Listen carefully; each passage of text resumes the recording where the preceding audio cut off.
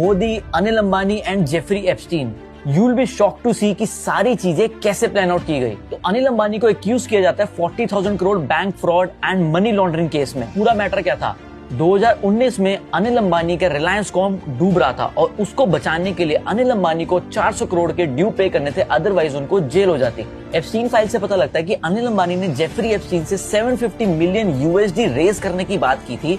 उसके बदले में वो अपनी कंपनी के लिस्टेड शेयर्स देने को तैयार थे, रिलायंस इंफ्रा के शेयर्स। एप्स्टीन से अनिल अंबानी की पैसों की डील तो नहीं हुई, लेकिन उन्होंने अंबानी को एक बैंकरप्सी प्रूफ प्लान क्रिएट करने को बोला। अब ये प्लान क्या था और इसको कैसे एग्जीक्यूट करना था? उन्होंने बोला कि अपने सारे पैसे और एसेट्स शेल कंपनीज में डाल दो और अपने आप को बैंकरप्ट घोषित कर दो। एंड देन अनिल अंबानी ने बैंक से अपने 5G टावर और सोलर प्रोजेक्ट्स के लिए लोन मांगा।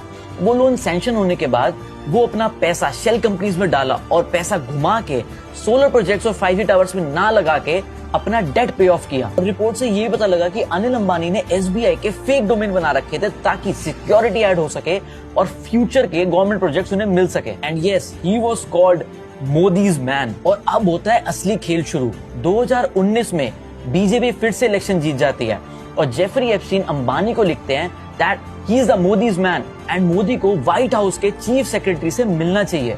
एंड इसका रिप्लाई अंबानी करते हैं श्योर, एंड इसी को हमारे पीएम मोदी का यस मान लिया जाता है, क्योंकि आगे एप्स्टीन चीफ सेक्रेटरी को मेंशन करते हैं लिखते हुए कि मोदी इज ऑन बोर्ड।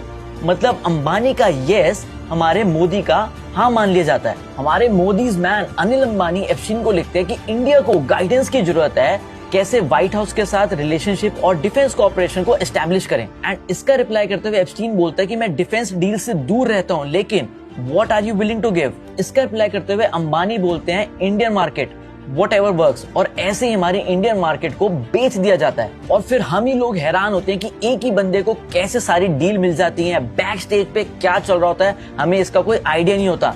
अभी रिसेंटली इंडिया ने यूएस के साथ डील करी है, उसमें बहुत लोग खुश हैं, लेकिन रियलिटी क्या है, एप्स्टीन फाइल रिलीज होने के बाद अब इंडिया रशिया से ऑयल ना लेके यूएस से डील कर रहा है और हमारे मोदी जी थैंक्स कर रहे हैं कि 140 करोड़ लोगों की तरफ से आपको थैंक यू। लेकिन इन रियलिटी सबको पता है कि ये डिसीजन क्यों लिया गया। एप्स्टीन ये भी लिखते हैं कि 2017 में मोदी जी इजराइल गए and he dance and सैंग for the benefit of US president and it worked.